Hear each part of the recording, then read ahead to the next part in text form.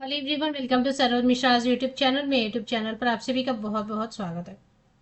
Odisha hydro power corporation limited, government of Odisha मतलब उड़ीसा राज्य सरकार के अंडरटेकिंग है ये।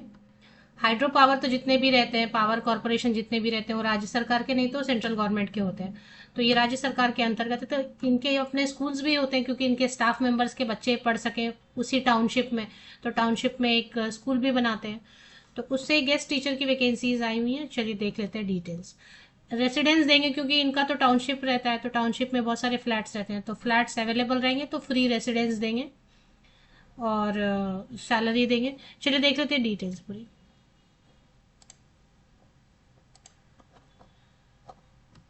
अलग अलग पोस्ट है सभी पोस्ट के लिए।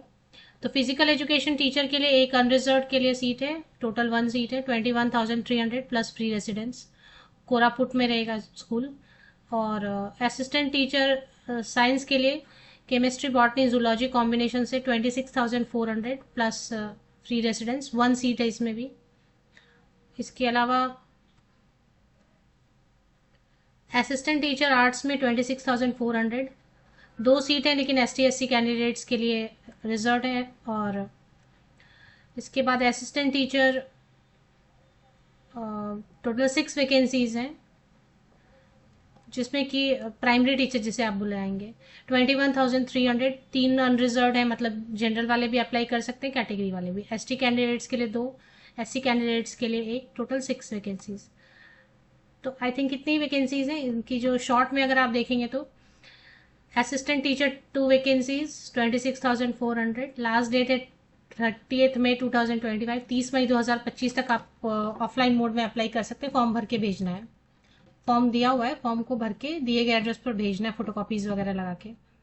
तो यहाँ पे समरी आप देख सकते हैं। असिस्टेंट टीचर साइंस के लिए केमिस्ट्री बॉटनी जूलॉजी कॉम्बिनेशन से अगर ग्रेजुएशन रहेगा और बाकी क्वालिफिकेशन तो 1 सीट है। एंड ये प्राइमरी टीचर का सीट है। 6 vacancies 21,300 and physical education teacher. तो देखिए उड़ीसा में क्या प्रॉब्लम रहता है। उड़ीसा का राज्य सरकार का अगर है तो उड़ीसा में जॉब रहने से कोई प्रॉब्लम नहीं है। अगर उड़ीसा में सेंट्रल गवर्नमेंट की है तब तो वो सीटेट वालों को अलाउ करते हैं। उड़ीसा स्टेट से कुछ नहीं, मतलब अगर स्टेट गवर्नमेंट का, जैसे कि अब अगर EMRS से आते हैं उड़ीसा से, तो EMRS तो सेंट्रल गवर्नमेंट के अंतर्गत चलेगा, एकलव्य मॉडल। तो अब उड़ीसा टेट होना जरूरी नहीं है, आपको सीटेट होना होगा। आपके पास सीटेट 1 या सीटेट 2 डिपेंड करता है, TGT है या PRT। बट अगर राज्य सरकार का रहता है, स्टेट गवर्नमेंट का रहता है, अब जैसे Orissa hydro power state government का है, तो फिर यहाँ पे उड़ीसा टेट मांगेंगे ही मांगेंगे। इसलिए मैंने थंबनेल पे भी लगा दिया, उड़ीसा हाइड्रो पावर है, उड़ीसा राज्य सरकार का है, तो उड़ीसा टेट मांगेंगे ही मांगेंगे। तो उड़ीसा टेट है तो वीडियो को आगे देख सकते हैं, नहीं तो फिर।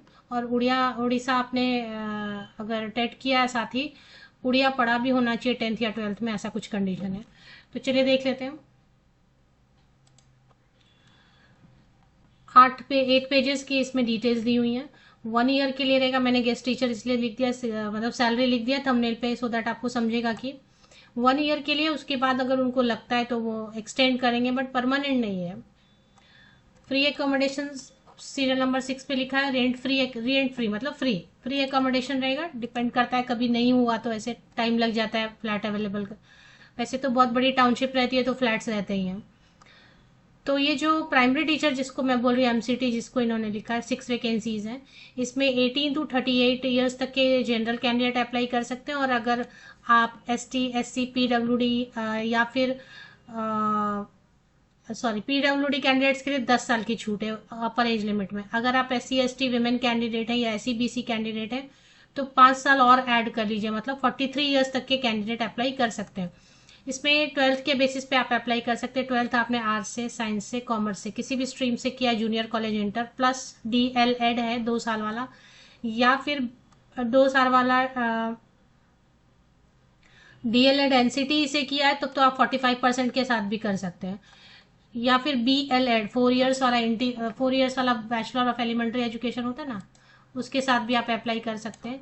या फिर डिप्लोमा इन स्पेशल एजुकेशन है, या फिर ग्रेजुएशन के साथ में ग्रेजुएशन एनी सब्जेक्ट। PRT में तो एनी सब्जेक्ट चलेगा। 2 साल वाला अगर elementary diploma in elementary education है तब भी अप्लाई कर सकते हैं।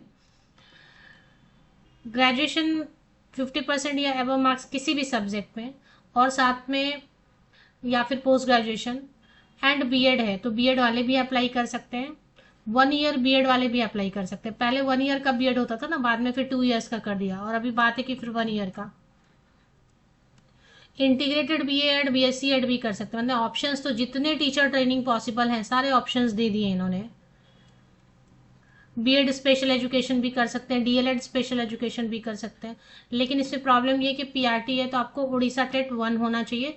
इंटीग्रेटेड बीएड एमएड वाले भी कर सकते हैं, बीएड वाले भी कर सकते हैं, और 10th तक आपने उड़िया भाषा पढ़ी हो, है ना। तो ये एक कंडीशन रहता है उड़ीसा में।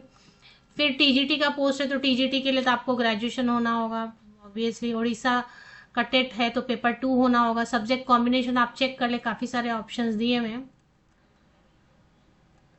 कितने सारे ऑप्शंस इन्होंने लिखा है, स्कूल सब्जेक्ट क्या क्या लिखा है। तो आप उड़ीसा के हैं तो आप पढ़ लें, बहुत सारा इन्होंने टर्म्स एंड कंडीशन लिखा है कि ये सब्जेक्ट होना चाहिए, वो सब्जेक्ट होना चाहिए, तो पढ़ लें आप डिटेल में, है ना।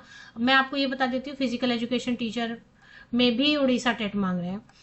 तो इसमें करना क्या है, यहाँ पे देखें सबसे नीचे जो है ना फॉर्म दिया हुआ है, ये फॉर्म आपको डाउनलोड कर लेना। मैं आपको बता देती हूँ कि एडवर्टीजमेंट कहाँ पे मिलेगा, फॉर्म वाला कहाँ पे मिलेगा।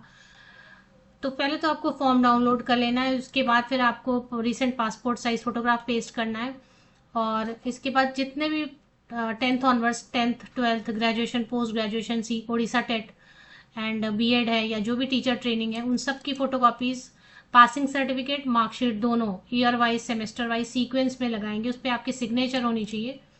अगर एक्सपीरियंस है तो ठीक है, अगर कैटेगरी में अप्लाई कर रहे हैं तो कास्ट कैटेगरी सर्टिफिकेट चाहिए।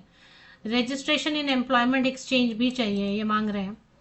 और फिर आपको ये सब जो है ना एक एनवेलप में रखना है। एनवेलप के ऊपर लिखना है application for the post of, जो भी पोस्ट आप अप्लाई करें उस पोस्ट का नाम लिखना है। इन्होंने ऑप्शंस दे दिए, इसमें से कोई तो एक पोस्ट होगा जिसके लिए आप अप्लाई करें, वो लिखना है आपको, एंड इस एड्रेस पर आपको भेज देना है। भेजने का मोड हमेशा आपका जो है ना गवर्नमेंट पोस्ट ऑफिस जाएंगे, भारतीय डाक और इंडियन पोस्टल सर्विस, और उससे जाके आप रजिस्टर्ड पोस्ट या फिर स्पीड पोस्ट से भेज देंगे। 30 मई 2025 तक पहुंच जाना चाहिए, है ना। तो चलिए, Odisha hydro power corporation limited, ये तो आप गूगल कर लें, गूगल पे आपको मिल जाएगा। मैं आपको बता देती हूँ, तो मैं आपको बता देती हूँ कि आपने विज्ञापन की जो डिटेल्स है वो तो वीडियो में देखी, थोड़ी बहुत देख ली होगी। चलिए, अभी आपको वेबसाइट तक कैसे पहुंचना है, एडवर्टीजमेंट तक और एप्लीकेशन फॉर्मेट, अगर आप इंटरेस्टेड हैं अप्लाई करने के लिए। उड़ीसा टेट है आपके पास, उड़िया आपने पढ़ाई करी है 10th तक, तो आपके काम का है अगर, तो Orissa hydro power corporation limited आप टाइप करेंगे, और टाइप करने के बाद आपको गूगल जो सजेस्ट करा, मैंने तो वैसे विकीपीडिया के थ्रू लिया, पर यहाँ पे भी ठीक ही है, ये लिंक भी ठीक लग रहा है। तो इस पर एक बार चले जाएंगे आप क्लिक करके, तो ये चले आया एडवर्टीजमेंट। यहाँ पे करियर देखें, करंट ओपनिंग है, करंट ओपनिंग पे क्लिक करना है आपको।